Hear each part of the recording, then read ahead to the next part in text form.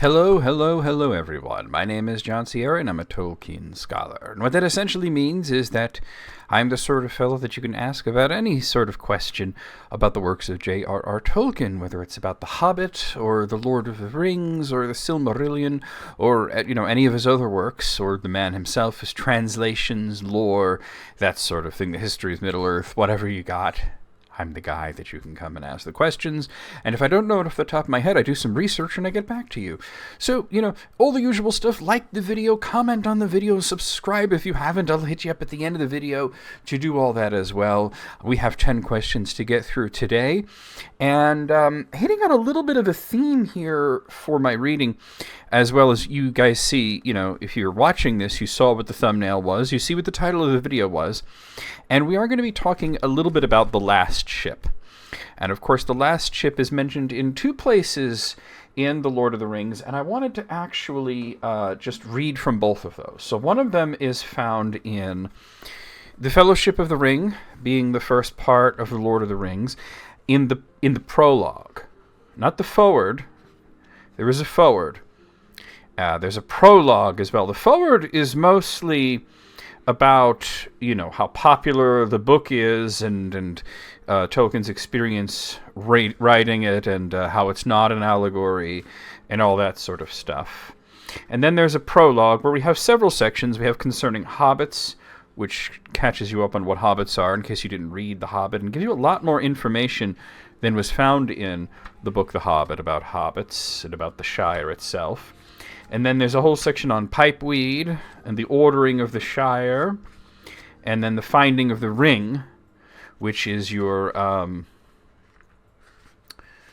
the finding of the ring is pretty much your catch up there. It's telling you this is basically what happened previously if you haven't read The Hobbit. If you're wondering what's going on with my shoulder over here, well, I'm wearing a green shirt. So obviously the mithril coat that was given to me by Thorin is coming through a little bit there. So anyway, The Last Ship was mentioned here at the very end of the note on the Shire records, which is the end of this. So I'm just going to read, I'm going to read the entirety of the note on the Shire records, and then I'm going to read a poem from a different book. So let's go with that. At the end of the Third Age, the part played by the hobbits in the great events that led to the inclusion of the Shire in the reunited kingdom awakened among them a more widespread interest in their own history, and many of their traditions up to that time, still mainly oral, were collected and written down. The greater families were also concerned with the events in the kingdom at large, and many of their members studied its ancient histories and legends. By the end of the first century of the Fourth Age, there were already to be found in the Shire several libraries that contained many historical books and records. The largest of these collections were probably at Undertowers, at Great Smiles, and at Brandy Hall. The account at the end of the Third Age is drawn mainly from the Red Book of Westmarch. That most important source for the history of the War of the Ring was so called because it was long preserved at Undertowers, the home of the Farbairns, White Wardens of Westmarch. It was, in origin, Bilbo's private diary, which he took with him to Rivendell.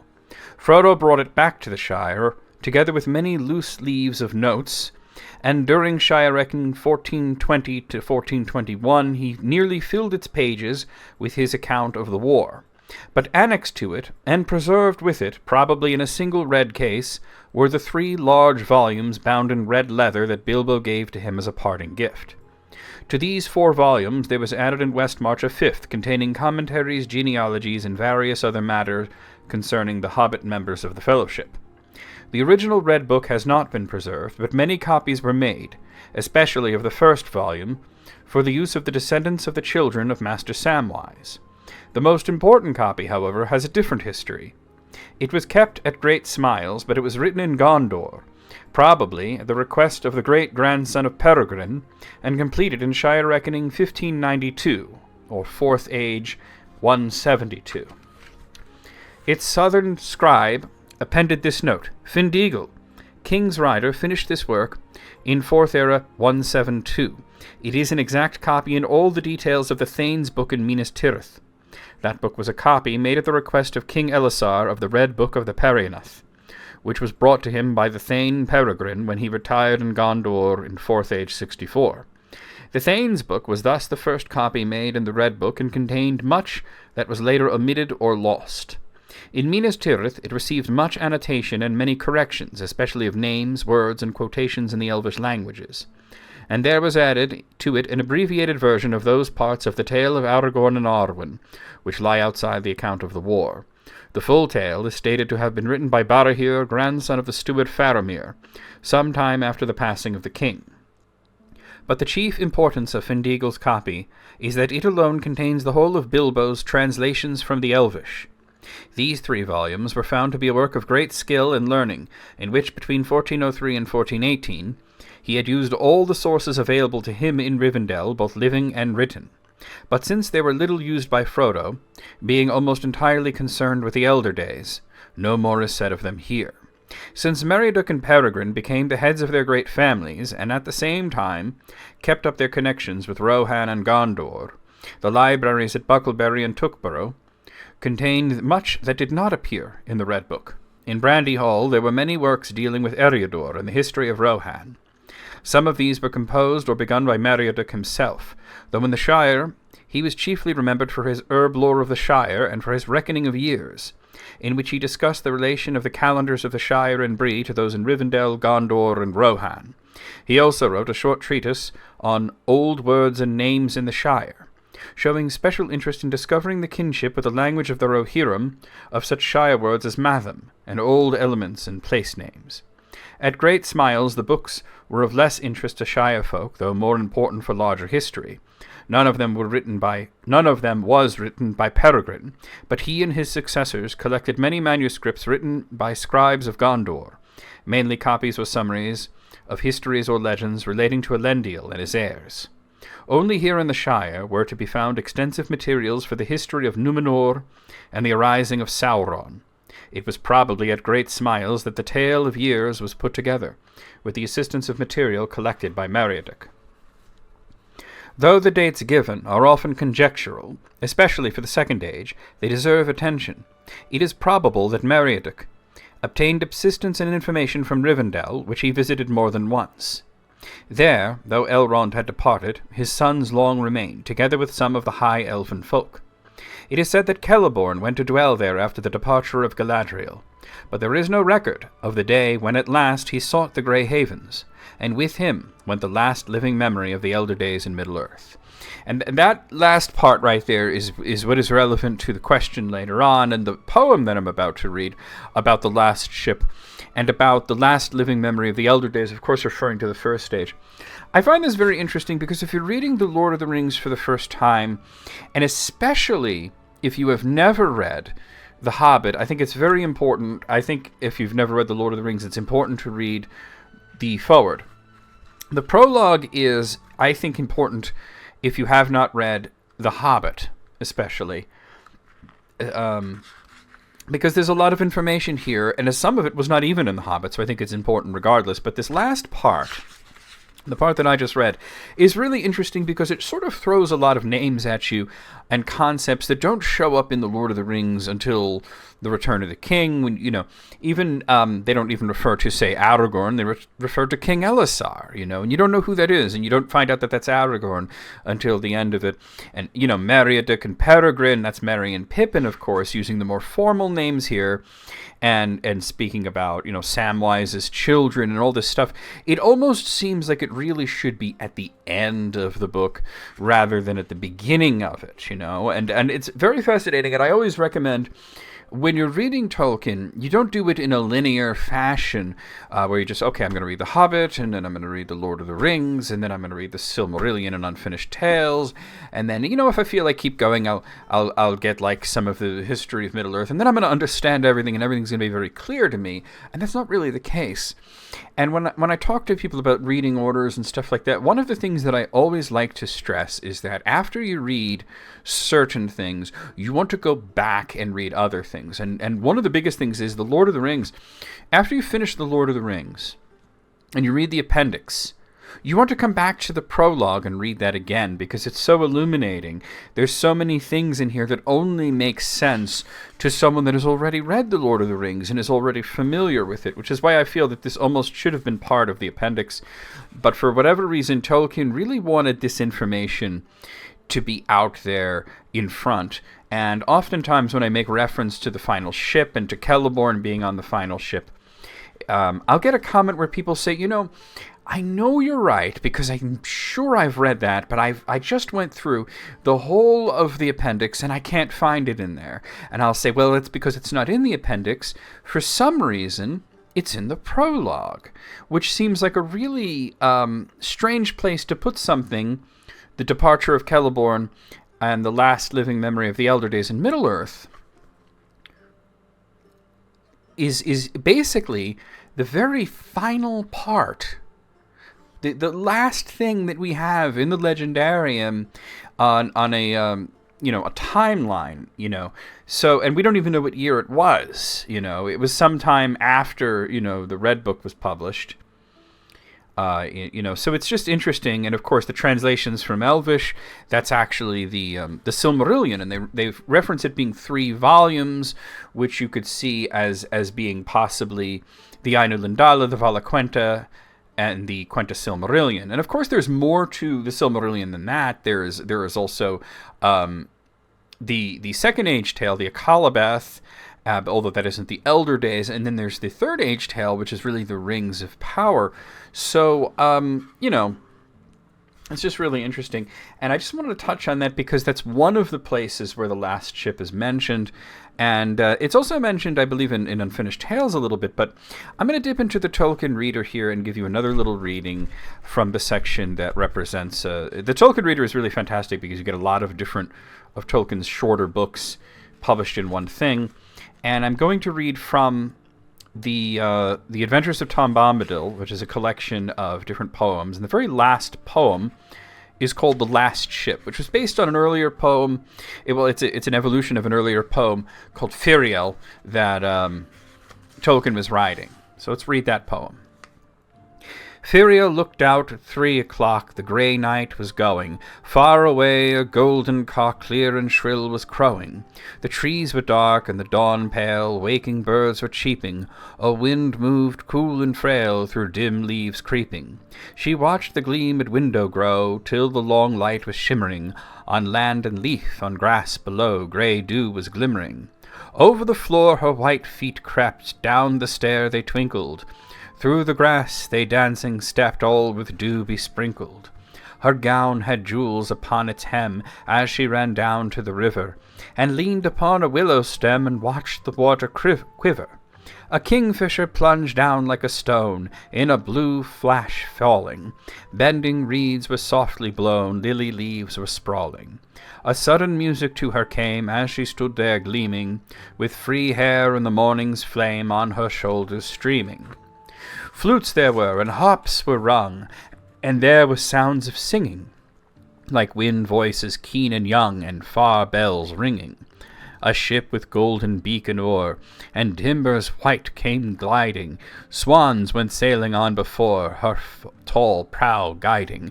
Fair folk out of elven land in silver grey were rowing, and 3 with crowns she saw there stand, with bright hair flowing. With harp in hand they sang their song, to the slow oars swinging. Green is the land, the leaves are long, and the birds are singing. Many a day with dawn of gold in this earth will lighten. Many a flower will yet unfold ere the cornfields whiten. Then whither go ye, boatmen fair, down the river gliding? To twilight and to secret lair, in the great forest hiding. To northern isles and shores of stone, on strong swans flying. By cold waves to dwell alone, with the white gulls crying? Nay, they answered, far away, on the last road faring, leaving western havens grey, the sea of shadow daring. We go back to elven home, where the white tree is growing, and the star shines upon the foam, on the last shore flowing. To mortal fields say farewell, Middle-earth forsaken. In elven hold a clear bell, in the high tower is shaking. Here grass fades and leaves fall, and sun and moon wither, and we have heard the far call that bids us journey thither. The oars were stayed, they turned aside. Do you hear the call, Earth Maiden? Firiel, Firiel, they cried, our ship is not full laden.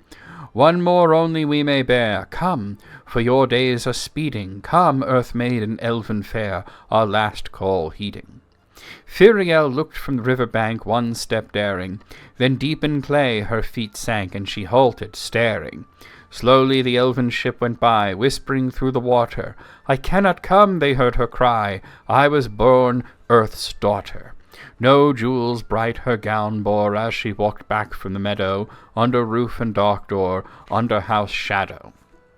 She donned her smock of russet brown, her long hair braided, and to her work came stepping down. Soon the sunlight faded.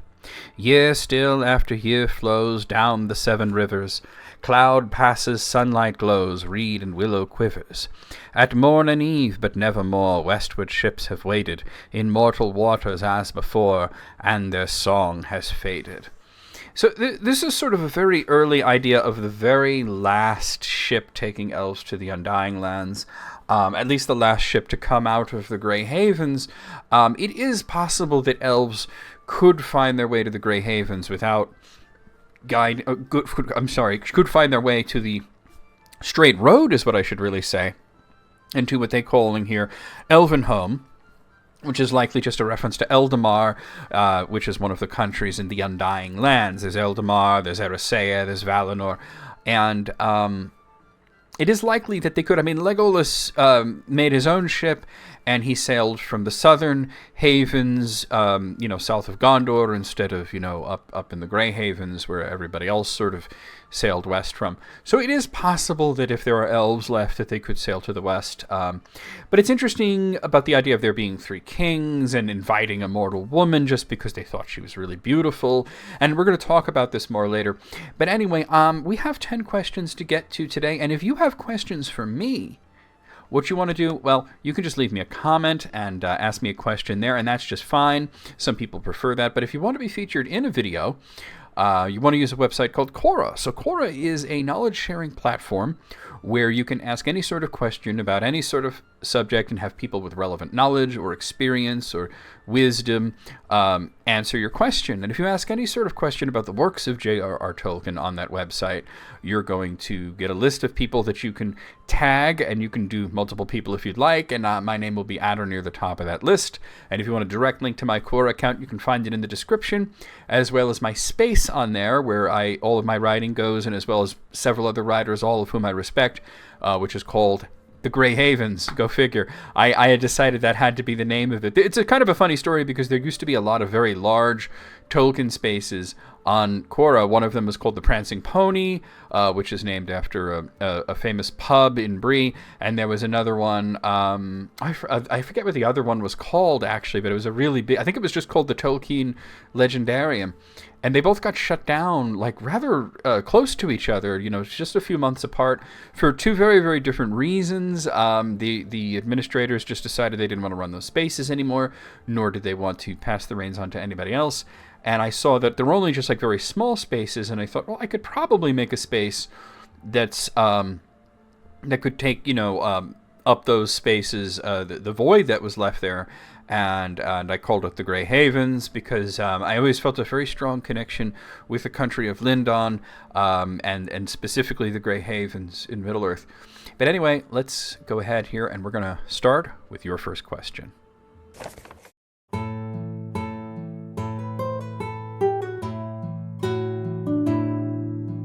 Our first question here comes in by the request of Deborah Borlese, who, by the way, came by to one of my streams. Seems like a very, very nice person. But here she asked me, what was Gandalf's mission on his first path through Moria? And this is something that I actually get asked quite a bit. What was he doing there? And I think a lot of people just miss it because they're going by memory, and they're remembering that Gandalf mentioned that he had been through Moria, but they're not remembering that he actually said why, right after that, right in the very next sentence. I think the bigger mystery is not so much what was Gandalf doing in Moria, but what was Aragorn doing in Moria, because Aragorn also mentioned that he went through there, because the whole reason that Gandalf is mentioning that he had previously been through Moria was because of the argument of whether or not they should go in, and nobody was really more against it than Aragorn. Actually, maybe Boromir and Legolas were more against it, but Aragorn was pretty dead set against the idea of going through Moria, and he is speaking from experience because he says, I've been through there, and it's not a very nice place, and I really didn't enjoy it. 0 stars, would not recommend.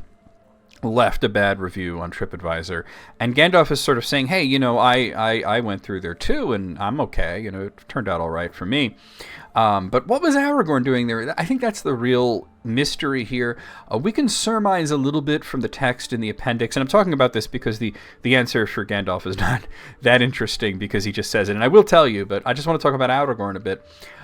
In the appendix of The Lord of the Rings, there's a story of a great warrior named Thorongil that was very well liked, and he was a very natural leader, and he served in the armies of Rohan and Gondor both, and then one day he just sort of up and disappeared.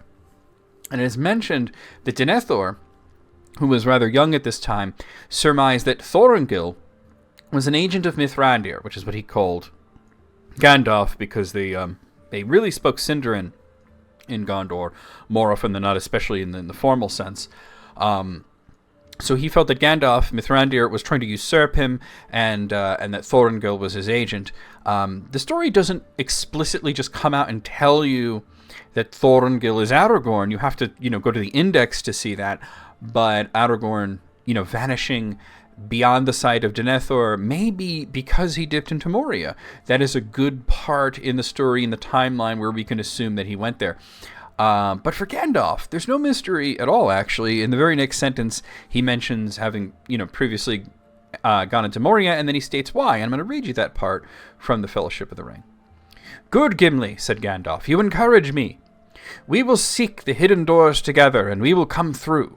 In the ruins of the dwarves, a dwarf's head will be less easy to bewilder than elves or men or hobbits. Yet it will not be the first time that I have been to Moria. I sought there long for Thrain, son of Thror, after he was lost. I passed through, and I came out again alive.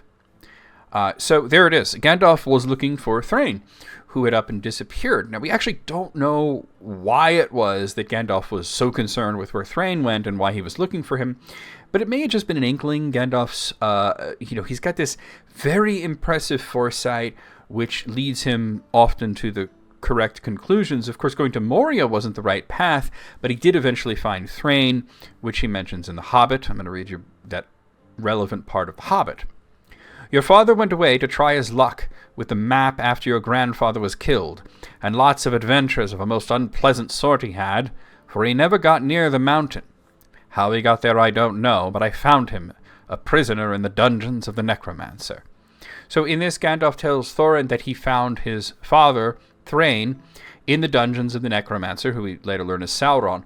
He brushes aside Thorin's question as to why his father had come to such a place, as answering that would probably he'd have to reveal what Gandalf knows about Sauron, and he might possibly cause a panic among the dwarves. Certainly the dwarves would not have agreed to go anywhere near Mirkwood Forest if he had mentioned this. So in The Lord of the Rings, we're just learning that before finding Thrain in Dol-Guldur, he looked first in Moria, perhaps thinking that Thrain, like his father Thror, was to retake Moria, or that maybe he wished to, find the Ring of Power there or something like that. But anyway, that's it for that one. Let's move on to the next question.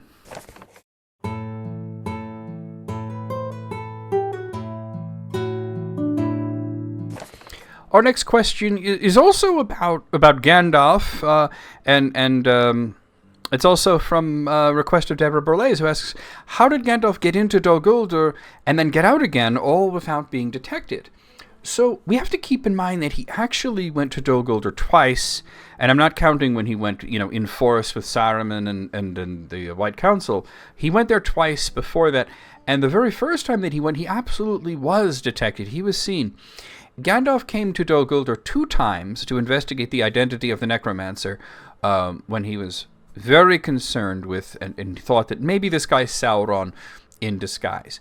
Saruman had brushed aside Gandalf's concerns. He thought the necromancer was a human sorcerer, such as a black Númenórean at best, or a Nazgul at the worst, maybe perhaps the Witch King. Saruman's thought isn't even that unreasonable, because the Witch King certainly had to go somewhere after being driven out of Angmar, so the darkness in Mirkwood being him was not really an out-of-pocket idea. Though Saruman being unconcerned, that's sort of very in character for Saruman. The first time that Gandalf came to Dol-Guldur, he did so openly, and Sauron, he didn't want to be exposed, he didn't want to get drawn into a conflict, he just left when he saw the wizard coming. We don't know what it is that Gandalf did that got him seen by Sauron, but we can make some good surmise. He came back a second time, hidden, and he not only identified Sauron, but he saw Thrain there before he died, and he got the map and the key to Erebor and the news that Sauron had reclaimed the Ring of Power that Thrain had. Now Saruman could no longer ignore the darkness in Mirkwood.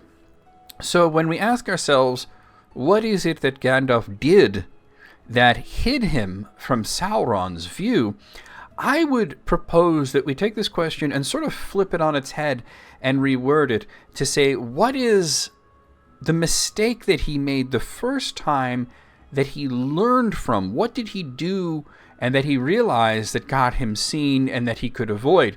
And we aren't told. Gandalf's own account is very brief in The Hobbit, and he does not mention his first visit, only the one that concerns Thorin's father, Thrain. The Silmarillion is even more brief. It just mentions that Gandalf went twice, and the Lord of the Rings sort of brushes over it as well. But there is a big hint found in the Lord of the Rings in the 3rd chapter of Book 2, which is called The Ring Goes South. The Fellowship had been on a stealthy mission to find their way south, and that some would go to Mordor and others would go to Gondor. This was a secret mission. It was done in stealth, so they avoided all the major roads. They struck out straight south of Imladris, that's Rivendell, over rough country, and they debated on how to navigate the major obstacle that was the Misty Mountains. Now, Boromir was in favor of just following the mountain south and then going through the Gap of Rohan. But this would take them far too close to Isengard, where Saruman was, so Gandalf didn't like that idea very much. This is exacerbated by the fact that it seems likely that Gandalf wanted to visit Lothlorien and confer with both Celeborn and Galadriel before making any sort of major decision about who goes where. We know, of course, that they eventually did go through Moria, but their first attempt was to take the pass of Caradhras. Now, Caradhras was beset by a mighty storm, the cause or causes of which are a hefty debate from Tolkien scholars throughout the years. And before giving up, they try in vain to light a fire for warmth. And Gandalf figured, well, if anybody's watching the pass, they'd already been seen, and said, well, go ahead. If you can light a fire, go ahead. However, Boromir can't do it, Legolas can't do it, even Gimli could not manage to start a fire, and dwarves are masters of kindling. So Gandalf reluctantly used a word of command to start the fire. Naur and Edraith Amath. So that's Sindarin, and it translates as, fire save us, or perhaps the more poetic, fire for our salvation. What's more interesting, though, is what Gandalf says just after this. If there is any to see, then I at last am revealed to them. I have written, Gandalf is here, in signs that all can read from Rivendell to the mouths of Anduin. So this very simple act of kindling a bunch of wood is said to reveal Gandalf's presence to any who may be looking for quite a large radius. And let's actually take a look at how big that radius is. We're going to put a map up here. And yikes, that's actually a really good chunk of Middle-earth. Even a circle with Caradhras at the center and Rivendell at the very edge would be impressively large. But the mouths of the Anduin, south of Pelargir, that's quite a bit further away. Of course, there is the outside chance that the area is, more elliptical than circular, but I don't really think it would work like that. Note that even a small bit of Mordor, including the Black Gate, is included in that circle, and Isengard obviously is. So that's not to say that every single time that Gandalf uses magic of any sort that he's kicking up a fuss and disrupting a large portion of Middle-earth, but that if someone is looking for signs of Gandalf and they know what to look for, they can sense his use of this sort of magic from very far away. Gandalf, of course, naturally cloaks himself from sight, something that Galadriel points out later, but at times, when he taps into a greater power, such as a word of command, those who know what to look for may see a sign of him. Note that when he said word of command in this section, it's not capitalized for emphasis by Tolkien, as that would be something that he does later when Gandalf states that he uses a word of command in Moria. So there are degrees of enchantment here. Note that Gandalf doesn't always speak when he uses magic. Sometimes he just makes a gesture. He does not even always speak to start a fire, but in this case, the conditions were so poor that to start a fire, he needed to tap into something greater than just a spark. Note the word for flame that he uses is naur. It's the Sindarin analog of a Quenya word, anor, which is a word for flame, but is also used for the sun itself. Gandalf, not very long later, identifies himself to the Balrog as a wielder of the flame of Anor. So we can attest that not only is Gandalf poking a bunch of sticks and causing a fire, but he's using sunlight himself, a gift of the Maya Aryan who bears the sun, last fruit of laurel and the gold through the sky. So it's holy fire is what I'm getting at here. So if we unpack all of this and, and take what we learn at Caradhras and apply that to Mirkwood, we can surmise that it's not that Gandalf did something specific to sneak in, but that it probably didn't do whatever he did that identified him the first time. It may have been that through his first, we'll say, misadventure in Mirkwood, that he might have used learned a little bit of his own limits here, about how visible he makes himself when he uses magic to those who are watching out for that sort of thing. So it may be possible to say that maybe he lit a little fire for warmth or comfort or light in Mirkwood before he came nigh to Dol-Guldur, and that's what got him noticed by Sauron. Okay, let's move on to the next question.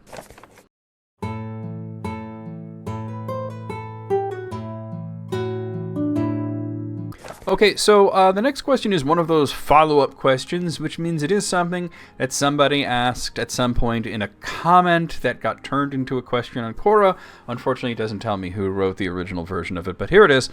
Why are Tolkien's elves so focused on ancient myths and the history of Middle-earth, and how does this shape their cultures? Well, to the elves, it isn't ancient history, and it's not myth. The perspective of myths and stories found in the Silmarillion being ancient is from a very mortal perspective. The forging of Narsil, for example, is something that Aragorn and in The Lord of the Rings refers to as happening in the deeps of time. And when you say words like that, it was forged by Narsil, or it was forged by Telchar in the deeps of time. Boy, that really just sounds like it's forever ago, almost a mythical time. But of course, there were elves that are around then that are still around now. The in-universe translator of the work of the Silmarillion is Bilbo Baggins, and he first heard the stories of the First Age, and he didn't realize that they were real histories. He thought they were just elvish fairy tales and songs.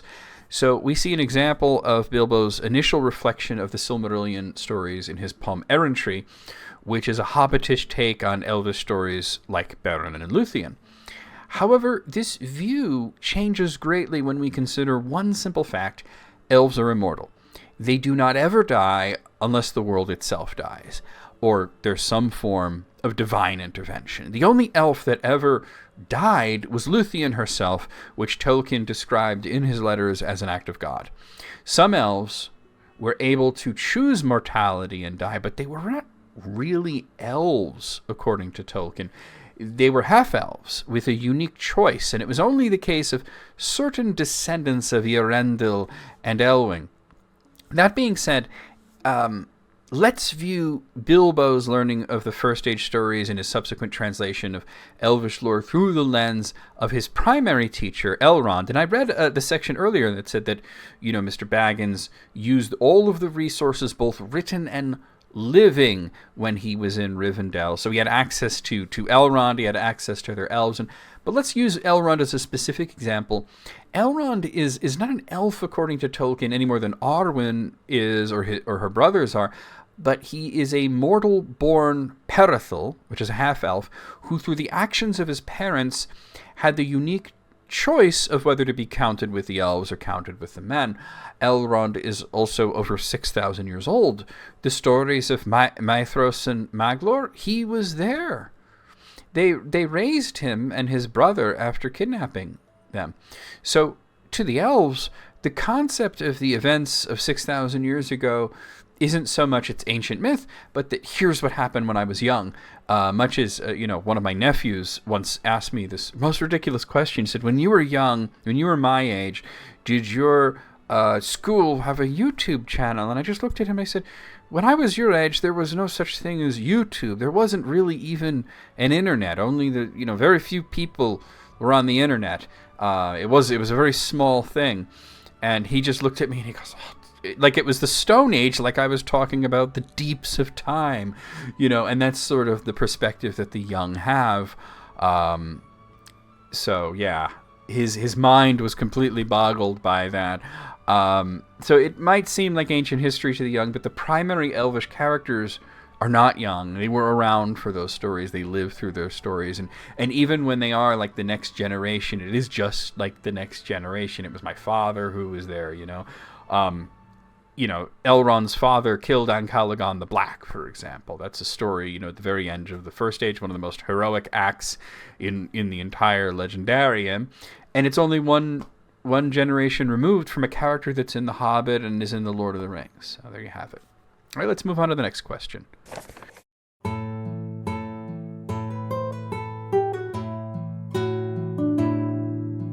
The next question comes in from Galdo06, who asks, is Tolkien's watercolor painting of Sauron an accurate representation of his physical form? It's not meant to be his physical form, but rather the cloud-like form that he took right at the climax of The Lord of the Rings. Tolkien's unfinished drawing of Sauron and its accompanying pencil sketch is not meant to represent what Sauron looked like in his physical form. If you look below his arm, you can see mountains. He is absolutely gigantic here. This matches the description of Sauron reaching for Aragorn and Gandalf in Imrahil right as the One Ring is destroyed. Tolkien explained in his letters that Sauron, sensing things were, coming to a climax, left his body and became that cloud-like figure crowned with lightning. He was blown away on the wind as the One Ring was destroyed, and his body, which was left behind in Barad-dûr, died. Sauron would basically be a ghost from now on, and not a particularly potent one. Here is the passage from The Lord of the Rings describing Sauron bearing down on the captains of the West.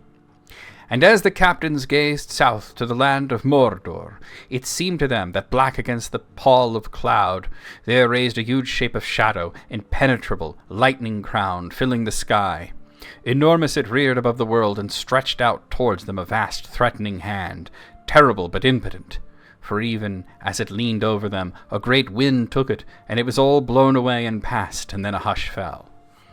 So this painting, which is an unfinished idea that was going to be the dust jacket for the Return of the King, depicts that scene, Sauron reaching as he looms over the mountains. However, of course, this wasn't used because Tolkien never finished the painting. All right, let's move on to the next question.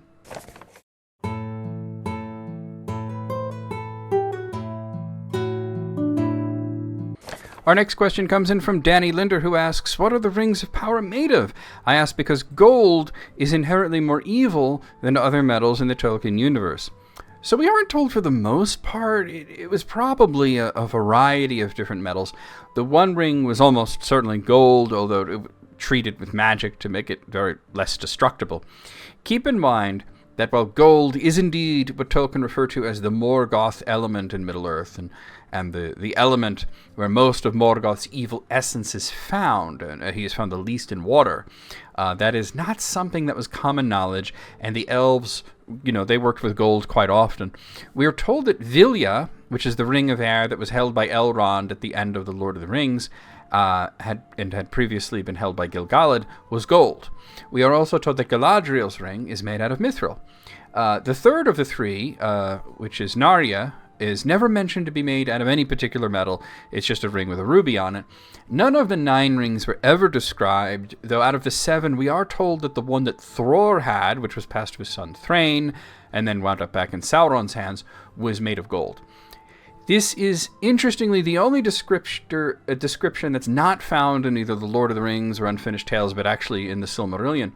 Either way, as we know of 2 gold rings and 1 mithril ring, it seems like the rings were made from a variety of different metals. We're also told that they all have their own unique gem. Beyond that, it's only speculation, so we really can't say. All right, let's move on to the next question.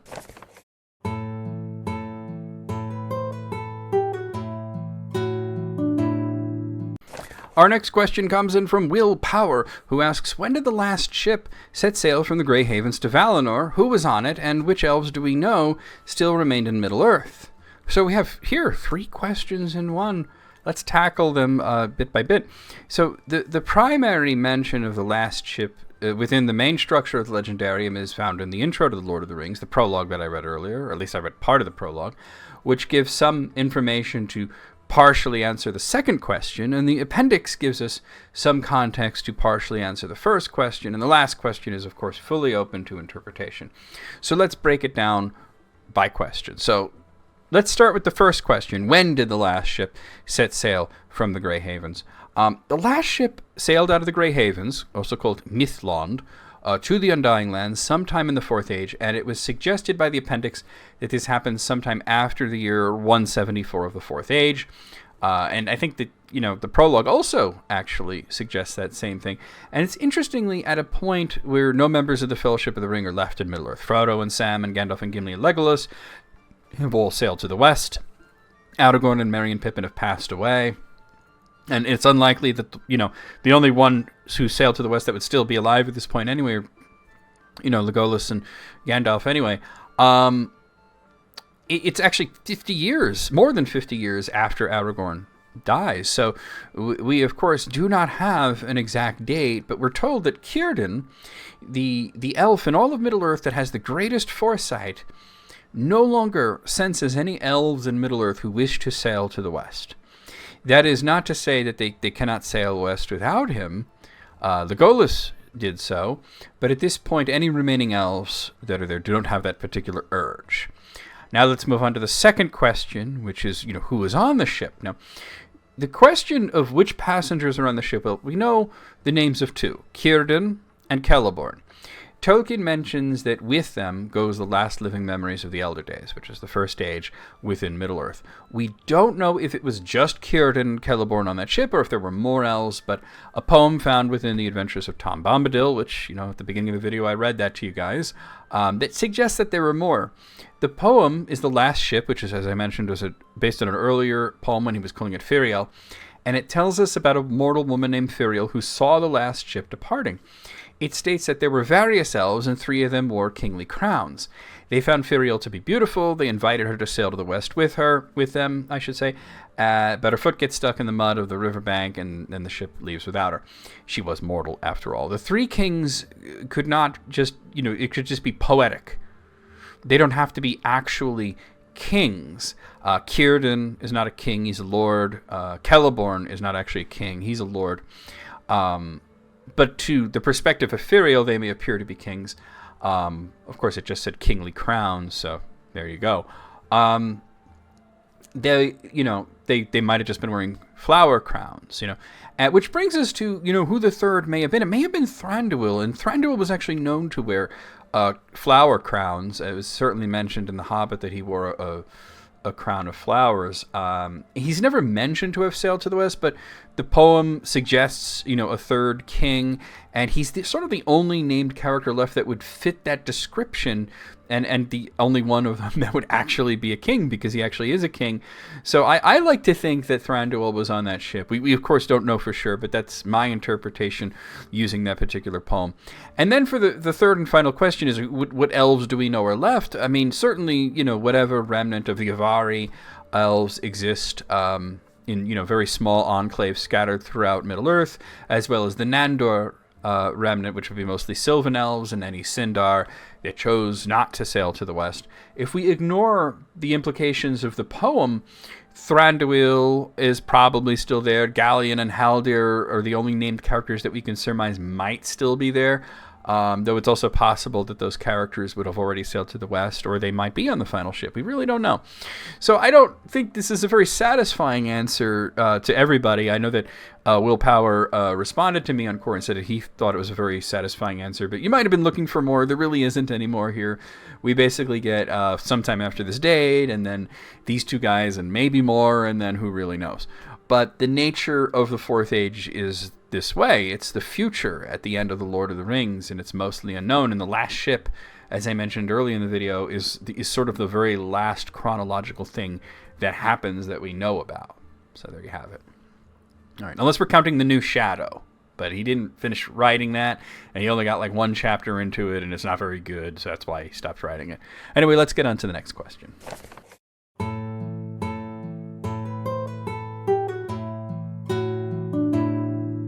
Our next question comes in by the request of Victorinox Rush, who asks, did Morgoth ever give Sauron the order to continue his work, or did Sauron simply find it right to follow his master's initial plan?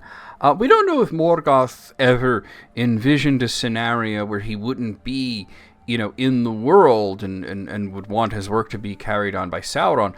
It is likely that he never had any such thought in his head, especially when we compare the goals of Morgoth to the goals of Sauron. Morgoth likely never imagined that he would lose, and he certainly would never imagine that he would be expelled from the earth by the Valar. This sort of hubris and lack of contingency is common in Tolkien's villains. Sauron, for example, he couldn't understand the motivations of his enemies, thinking that the likes of Aragorn, who might have come into the possession of the One Ring, would attempt to use it as a tool of war. Saruman had no contingency for losing at Helm's Deep. He found himself caught between his enemy Rohan and the fact that he had not proven himself useful to Sauron and was not seen as a useful pawn anymore. So, though Tolkien never stated it in one way or another, I would state that with some confidence that Morgoth never told Sauron to carry on his work in the event of his own defeat, because he never would have imagined his own defeat. Even if Morgoth had that thought, there are other factors that work against the idea of Sauron as Morgoth's proxy in the world. Sauron was not above invoking the name of his former master. He did so splendidly in Numenor in the Second Age, first convincing many of the Dunedain to practice Melkorism, the worship of Morgoth, and then convincing them that he was Morgoth. But Sauron is not Morgoth. He's not even like Morgoth, excepting for the fact that they're both evil. Sauron's goals and Morgoth's goals only intersect in the way that they are opposed to the Valar. Morgoth wishes to be seen as God, the supreme being on earth and the source of creation and the object of worship. He wishes to profane and destroy and warp creation to more suit his own image than that of Iluvatar, who is the true God. Morgoth, unlike many literary villains, is under no illusions of being the hero of his own story. He knows he's evil, he invented the whole concept of evil, and he revels in it. Now, Sauron, on the other hand, absolutely thinks of himself as the hero, the force of order against chaos. It is unfortunate for the free peoples of Middle-earth that he views their freedom as chaotic. He wishes to rule. And not in the sense that good kings like Aragorn or Theoden rule, but as an oppressive, sort of micromanaging regime that controls every aspect of creation down to the finest detail. Given enough time, Sauron and Morgoth would be at odds with each other, either because Sauron eventually gets it in his head that Morgoth is an agent of chaos, which, he is, or because Morgoth's feigned trust of Sauron finally wears thin and he no longer sees him as useful. Evil is never cooperative. Each agent of evil is working toward their own goal of domination. They may temporarily form alliances, but there is always a master and a slave. They're never equals. The last thing to consider here is that Morgoth would not have had much of a chance to speak to Sauron. Now, one of my favorite adaptations of the Legendarium actually comes in the form of music, which is an album called Nightfall in Middle-earth, which is by a German band called Blind Guardian. It's a loose adaptation of the Silmarillion, starts off with the War of Wrath, and then it sort of flits back in several flashbacks to different events throughout the first age. In the case of the first track, which is the War of Wrath, we hear Morgoth and Sauron speak to each other before their defeat. Sauron refers to the Black One as fallen, which is a reference to Caladan, and Morgoth essentially tells Sauron to flee and says, "My servant you shall be for all time." It's a very fun thought that Morgoth essentially told Sauron to get out of Dodge and carry on his work, but there's actually no evidence in Tolkien's writings that Sauron took part in the War of Wrath in any way, and he may have been just an observer waiting to see which side won. When the host of the Valar won, Sauron was quick to make himself seen, clad in fair form, abjuring his evil deeds of the past and kissing up to the victorious Eanwe. Of course, if Morgoth had won, it would have gone differently. Sauron has a bit of plausible deniability. He had not actually done anything for Morgoth in quite a while, and he had sort of broken away from him after the events of Beren and Luthien, and he was doing his own thing. It is possible that he really did feel bad about some of the things he did, but of course he convinced himself that it was all for the greater good, and that, one can attain fair results by foul means. We don't know how much of Sauron's mind Morgoth knew. And it really didn't matter in the end. Even if Sauron's goals were completely different from his own, he would just be happy knowing that Sauron was causing problems for his enemies. So anyway, let's move on to the next question.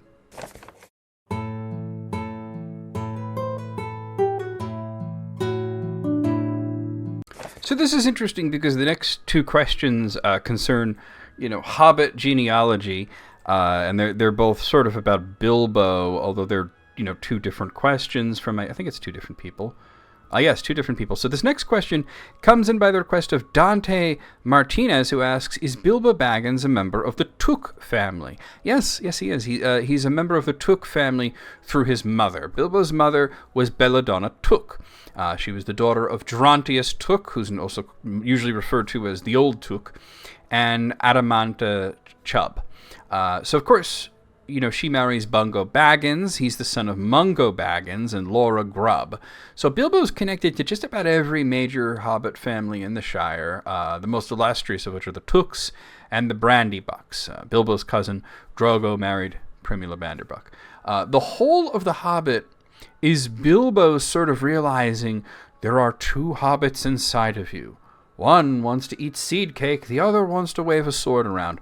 We see this mixture of the fiery Took and the sensible Baggins, giving Bilbo a sort of balance that makes him the perfect pick for Gandalf's burglar to be inserted into Thorin's company.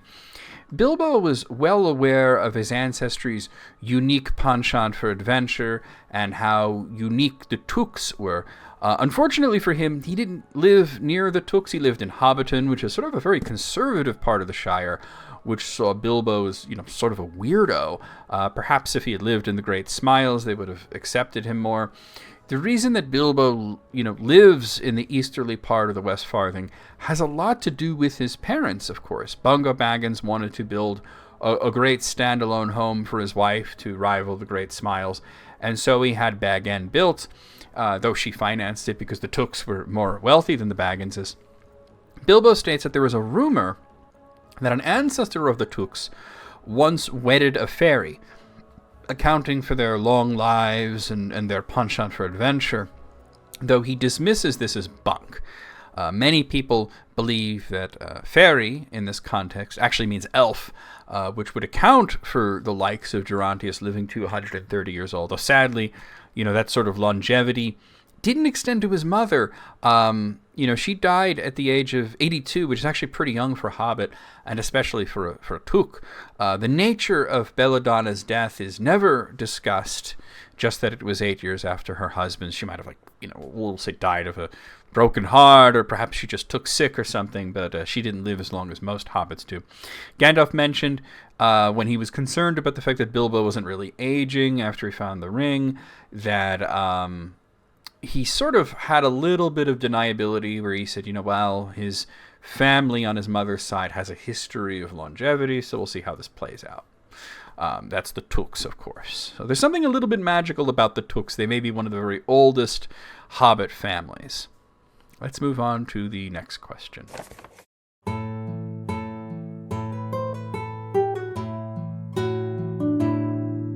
Our next question is similar. It's a very similar question here. And wait a minute, is it the same person? Oh, it is the same person. When I looked and said, "Oh, it's not the same person," I was looking at a different one. Okay, so this is also from Dante Martinez, who asks, "Who is Bilbo's first cousin?" So Bilbo has several first cousins, but you gave me the chance here, Dante, to just delve into some genealogy stuff, which I do appreciate. I do like doing this sort of thing. Language is my favorite aspect of Tolkien's Legendarium, but also tracking genealogies I'm very fond of. So a first cousin refers to descendants of siblings of your parents. If a cousin is, for example, your father's brother's son or daughter, that is your first cousin.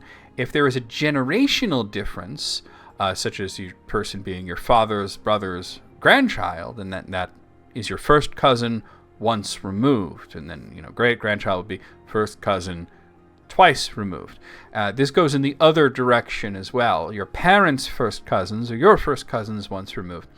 So for the sake of sanity, let's only look at the first cousins that are not removed at all. Otherwise, the list starts to get just very, very long. That being said, I'm going to give you a list of Bilbo's known first cousins, starting with his father's side. His father had 4 siblings, Belba, Longo, Linda, and Bingo. So any of their children are Bilbo's first cousins. So that leads us to the following. There's Herogard Bolger, who is the son of Rudegard Bolger and Belba Baggins Bolger. There's Otho Sackville Baggins, who's the son of Longo Baggins and Camelia Sackville Baggins. There's Odo Proudfoot, who was the son of Bodo Proudfoot and Linda Baggins Proudfoot. And Falco Chubb Baggins, who was the son of Bingo Baggins and Chico Chubb Baggins. Hobbit names are just like this. It's interesting because Hobbit names are all this sort of Bingo, Otho, Herogar, Rudigar, Longo. They just sound silly. And then you get to the ladies, and it's all floral names. There are exceptions. When we get to the Tooks, you're going to notice that they have a very different sort of naming convention. But anyway, let's go to the mother's side. So this is a lot bigger because Bilbo's mother, Belladonna Took Baggins, had a lot of siblings. There was Isengrim, Hildegard, Eisenbress, Hildegrim, Eisenbold, Hildefons, Eisenbard, Hildebrand, Donamira, Mirabella, and Isengard. Almost give Samwise's Bird of Children a run for their money. Anyway, all of the children of those siblings would be Bilbo's first cousins, which would include the following. So there's Fortinbras Took, who is Eisenbras's son. The name of his mother was not recorded. Then there's Adalgrim Took, who is the son of Hildegram Took and Rosa Baggins Took. Then there's Flambard Took, who is the son of Eisenbard as well. I'm sorry, I'm already getting the names. Not Eisenbard, he's the son of Eisenbard. His mother's name was not recorded. Then there's Sigismund Took, who is the son of Hildebrand Took, and his mother's name was not recorded. Then there's Jago Boffin. He's the son of Hugo Boffin and Donna Mira Took Boffin. There's Jessamina Boffin, who is the daughter of Hugo Bogfin and Donamira Took Boffin. There's Roramac Brandybuck, who's actually the fellow that initially adopted Frodo, by the way. He was the son of Gorboduc Brandybuck and Mirabella Took Brandybuck. There's Amaranth Brandybuck, who's the daughter of Gorboduc and Mirabella. There's Saradas Brandybuck, the son of Gorboduc and Mirabella. And so is Dodenas Brandybuck and Asphodel Brandybuck. And Dinodas Brandybuck. And imagine you call it, hey, Dodenas, did you call me? No, I said Dodenas, you're Dinodas. That's amazing. And then finally, Primula Took Brandybuck, who's the daughter of Gorboduc and Mirabella. So keep in mind that this is based solely on the family trees that Tolkien provided. And as there are some characters that are actually unaccounted for, such as a few of Bilbo's aunts by marriage on his mother's side, there may be additional children that are unaccounted for. Though I find it interesting because Tolkien claimed that hobbits were greatly concerned with their own genealogies. And in such a tightly knit community, this is important. The Shire, there's only so many families. And it's useful to be aware of such things to avoid marrying kin, or at least, if you're going to, at least make it like a third cousin and not a first cousin. This is why, communities like Iceland, they have genealogy built into their dating apps. But, there are some names that are unaccounted for. So it's interesting that we don't know the names of some of those women. It's interesting to note that this is almost entirely found in the Took family. Now, knowing this, we can actually explain the relationship between Bilbo and Frodo Baggins. He's the son of Drogo Baggins and Primula Took Brandybuck. Now, he often refers to Bilbo as his uncle, but it's explained by Sam's father, Hamfast Gamgee, in the first chapter of The Lord of the Rings, that he is both his first and second cousin, once removed either way. He explains it in sort of a muddied way, so let me just say it in much more simpler terms than the old gaffer did. Being Primula's son makes Bilbo Frodo's first cousin. Or, I should mix that up. Being Primula's son makes Frodo Bilbo's first cousin once removed, while being Drogo's son makes Frodo Bilbo's second cousin once removed. It can be a bit of a headache, which is why I don't, get too much into first cousins once removed, because then there's so many, going in both directions, up and down. Anyway, let's move on to the last question.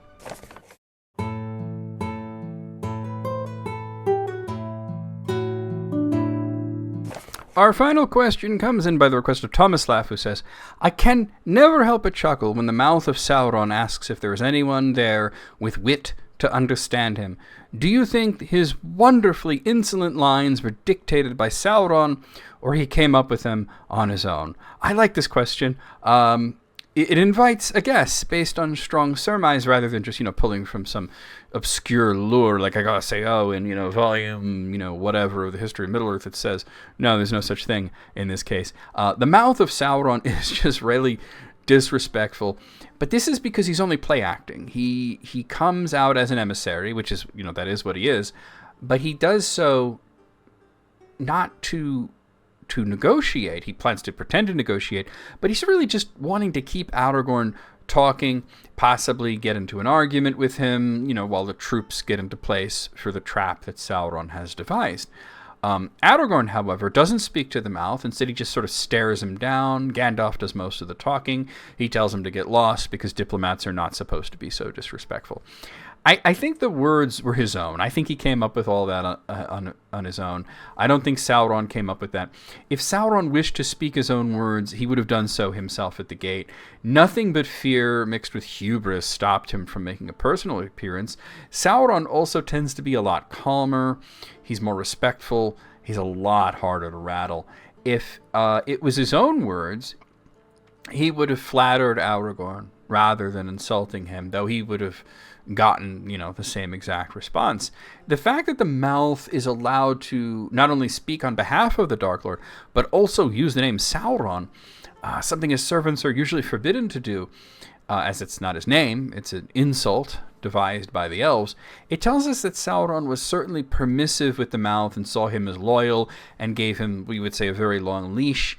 It is by this strong surmise that I gather that it was the mouth who spoke to Dane the Second Ironfoot earlier in the story, as the name Sauron was used then as well, and none of the fear associated with the Nazgul and far more patience than is usually associated with the Nazgul or exercised by them was shown.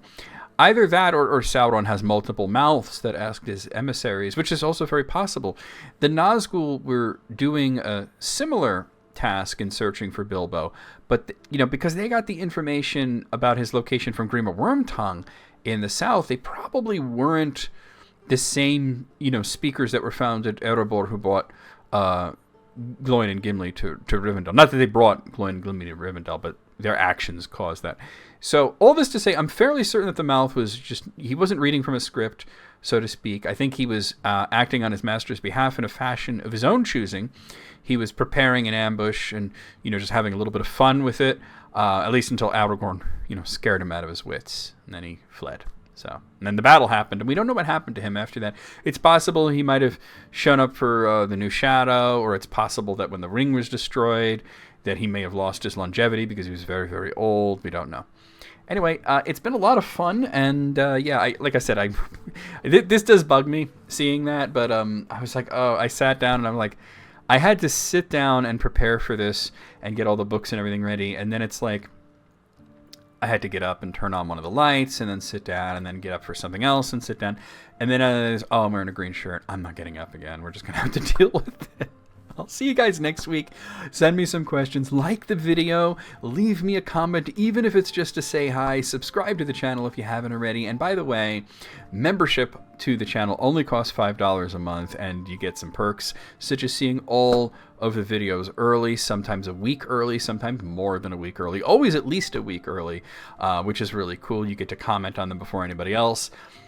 I pretty much always reply to members, you know, even if it's just a yes, I agree or whatever.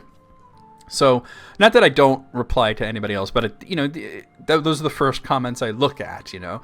But anyway, like I said, I made it very cheap. It's only $5 a month, and it really helps me embed the channel because this does cost money to do. As a matter of fact, I'm looking at upgrading a few more aspects, such as a bookshelf that will fit on my desk. And that will be so helpful to just be able to grab at a glance instead of have to going through piles of books and everything. Of course, also getting more books so I don't always have to read from PDFs when I go to certain ones that I don't have handy with me. And just upgrading equipment and things like that. I'm really needing a new computer pretty soon, actually. This computer's about 8 years old, and it's showing its age, and something's going to have to happen soon. So, like I said, if you want to support me in a bigger way, and, you know, I don't mean to pressure you, because even if just, like I said, leaving a like or a thumbs up or leaving a comment or subscribing, that all helps too because it feeds into the algorithm, especially if you get into a conversation in the comments, which is always great because it makes the YouTube algorithm realize that we should show this video to more people. But like I said, it's no big deal, but if you want to support me in a greater way, consider membership. I made it pretty cheap, so... You know, and come by to the streams, by the way. We stream just about every Thursday night, and we've been having a load of fun, having some great conversation with a lot of the same names that show up when I read out these things. Like I mentioned, Deborah came by to her first stream, and it was me and Matt and Sid talking about Carathras, which is interesting because her question related to Carathras, or at least I brought Carathras into it. But anyway, we'll see you guys next time.